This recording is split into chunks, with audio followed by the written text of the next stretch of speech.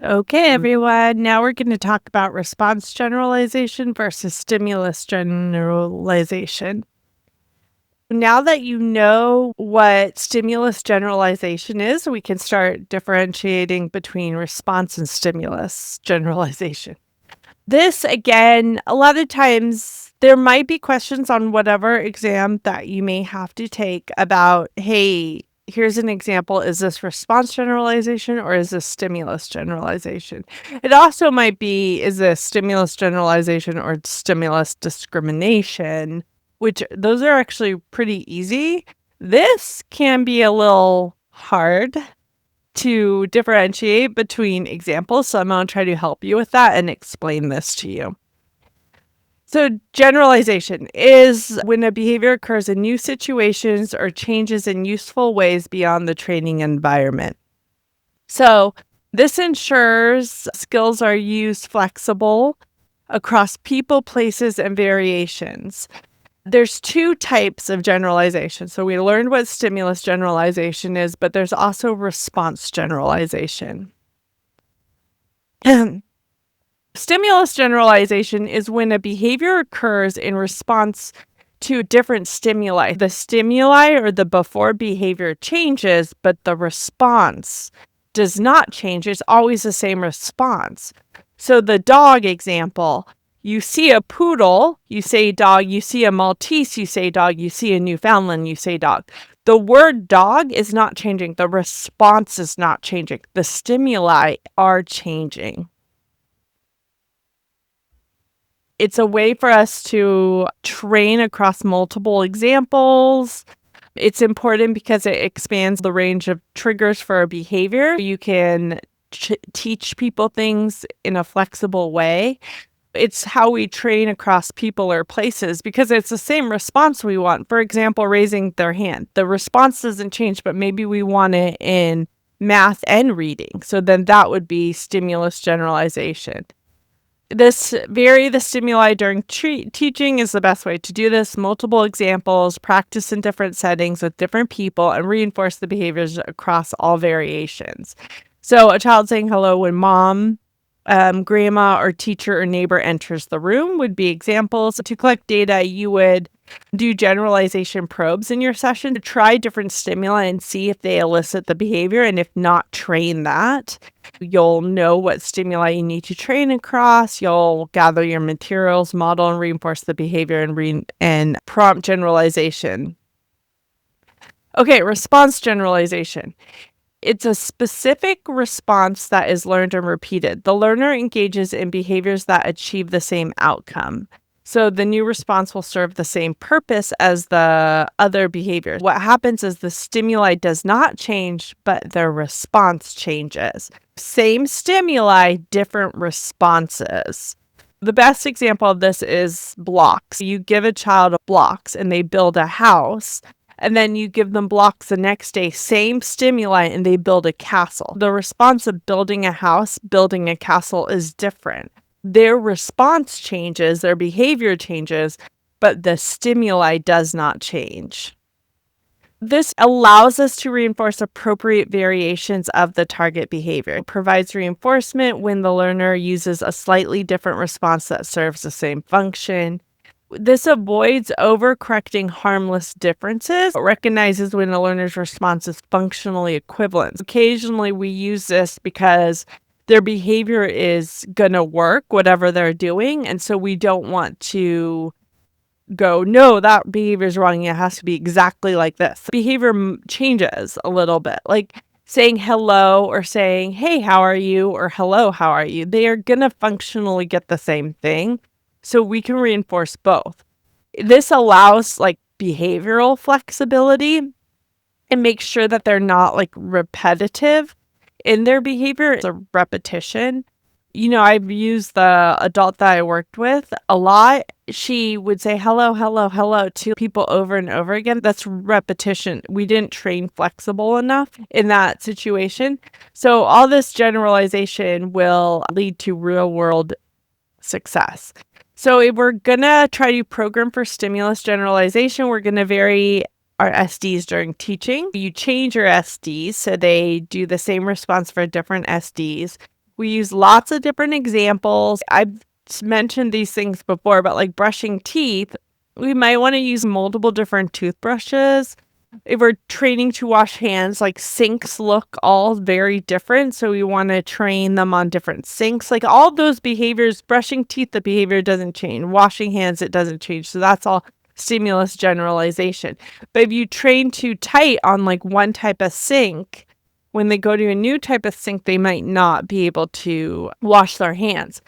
Practice in different settings and with different people. You want to do those practice sessions with a range of things and reinforce behavior across all your variations. Programming for response generalization. Including more choice building opportunities will help them with response generalization because it allows them to practice selecting different responses. And so that's what we're going for, many different responses. Make sure you model all appropriate responses for any given stimuli. So, hey, hello, hola, even other languages do greetings or, oh, I see you there. How are you doing? All the different ways we could greet someone. Reinforce creativity or flexibility. If they come up with new stuff on their own and it makes sense and works, reward it. Accept and reinforce functional equivalent responses. So anything that's functionally equivalent, we're accepting. Like sometimes people get kind of stuck in that idea, like it has to be this exact response, but that's not always the best. We can be a little flexible because the world's really flexible. Things happen differently than expected all the time. Like we're not all just walking up to someone saying, hello, how are you? Shake my hand. Like it's not a robot response. So we want to train in that way so they have some real world application to their behavior. So I'm going to go over some examples. This is where it gets I guess like pay attention. This is where you might have something like this. You have to say, is it stimulus generalization or response generalization? So the learner says hi when greeted by teaching, sibling, or neighbor. So that's stimulus generalization. So the same response hi across different people. So then the response generalization. So as with this, back to the stimulus generalization, the response is not changing. We're saying hi, hi, hi. But the stimulus is changing. Different people or different environments too. If it's like sibling, neighbor, different environments, different people. Response generalization would be the learner waves, fist bumps, says hi when greeted. So it's different functionally equivalent responses for greeting. And really, you want both of these occurring. Like you want them to choose one of those for all these different people, but you train them separately and then they kind of come together. So the child asks for chips at home, school, and grandma's house. So the response generalization is a child saying chips, signing eat, pointing to the stack. Like the responses are all changing. The stimuli is the same. It's a bag of chips. Stimulus generalization is a child learning to say just chips. The response doesn't change in all different environments.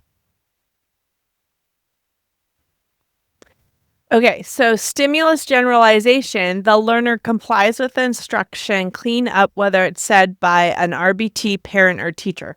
The response or behavior of clean up doesn't change, but the person saying it changes. So that's stimulus generalization.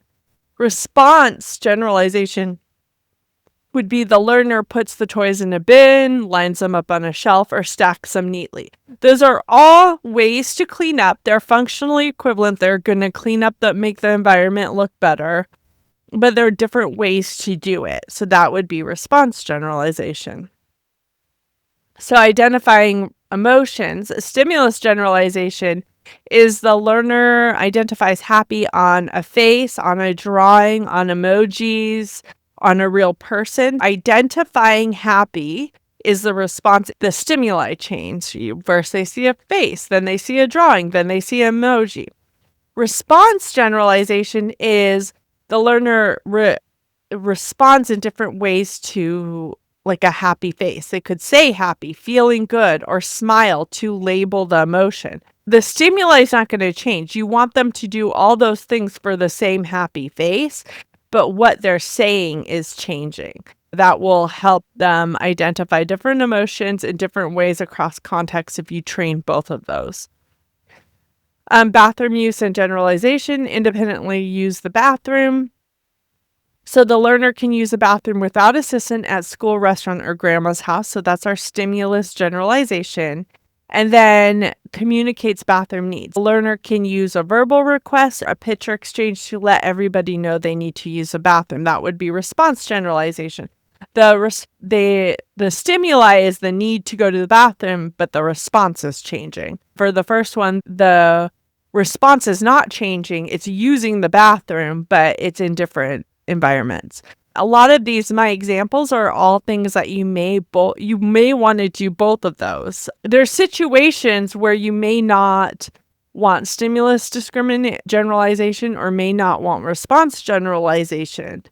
For example, for a bathroom need, you don't want them to yell, scream, "Potty, I need that potty," loudly. That might be a response we don't want. Train that. So you wouldn't want that to generalize. It just depends on the individual situation. Responding to social questions. So again, response generalization is everything with social skills. The more response generalization you can create, the better they'll be at social interactions. So stimulus generalization, the learner answers, "What's your name?" asked by different people. So if a teacher asks that, or instructional aide at school, or a friend, the response doesn't change, but if different people ask, "What's your name?" or there's other ways to say, "What's your name?" So if they use those too. Response generally is the learner says, "My name is Alex, I'm Alex," or "Alex." Those are all different responses, but the stimulus wouldn't change. If somebody always says kind of robotically, "My name is Alex," you can see how in an environment where someone hears that over and over again, if they're in a new group and they're introducing themselves to every single person, they might be like, that's a little odd. But if they're more flexible and go, "Oh, Alex, I'm Alex," it's the same. That's a smaller example, might not cause so much trouble.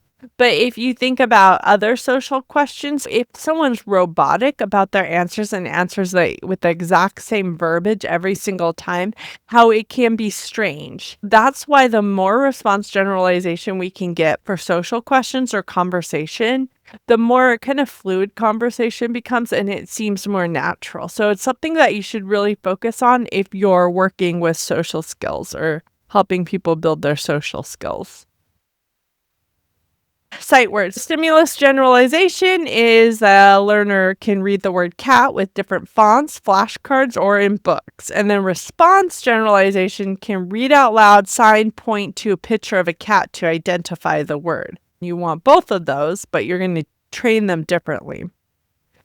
How do you collect our generalization on this or data on this is we're going to embed opportunities to assess generalization within your regular teaching sessions, record new stimuli or responses. If they demonstrate something new, you always want to record your prompting. And then, of course, talk to your supervisor about this. And if there's problems occurring or whatnot, you want to workshop those problems. Generalization isn't occurring and you need it to occur, whether stimulus or response. Or the opposite, too much generalization is occurring and now they're adding responses or responding to stimuli that they don't need to do. What red flags when it's not happening? Okay, so learner only performs the behavior in one place with one person. This is a lack of flexibility and transfer of learning. So you want to start training other settings, include reinforcement. You go back to the basics. So you would go into the other environment and provide multiple learning opportunities for what you need generalized with reinforcement. And so you treat it like you're training a brand new skill. You do it over and over and over again. Learner becomes upset by minor changes in the SD. This is so common. So we train something and it's very comfortable. And then we start trying to train something new and it's in their head that is wrong. Especially with autistic people, they prefer concrete thinking. They like the rules. They like things very structured. They like to understand what's happening. A lot of people do. Tons of people who aren't autistic also enjoy that. But it's sort of a quality that they have or can be more common in that population.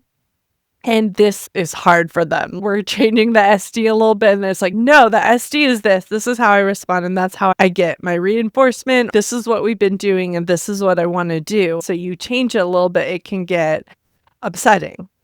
So when that happens, what you want to do, they're overly dependent on specific stimuli conditions and struggles to adapt to small variation.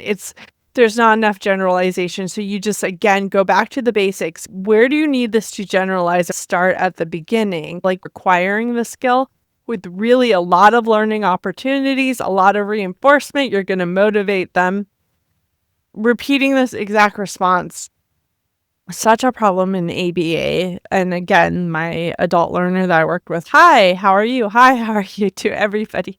And then she'd go back up and do it again. Same with I didn't do her program when she was younger, so I'm not really sure what exactly they were, how hard they programmed, but clearly very hard, but they programmed too hard.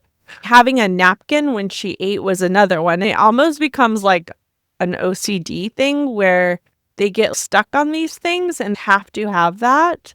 And you have to accommodate as much as you can, but there's times when we were at Costco and it would be just a tiny little snack and she doesn't need a napkin, but if she's not holding a napkin, she would get visibly upset. You want to make sure if they're getting emotional tied to some of this stuff or repeating responses so much, you do want to make sure you're adding in some more generalization. Practice program across people, settings, and materials. This is the big reason there'll be multiple texts on a single learner.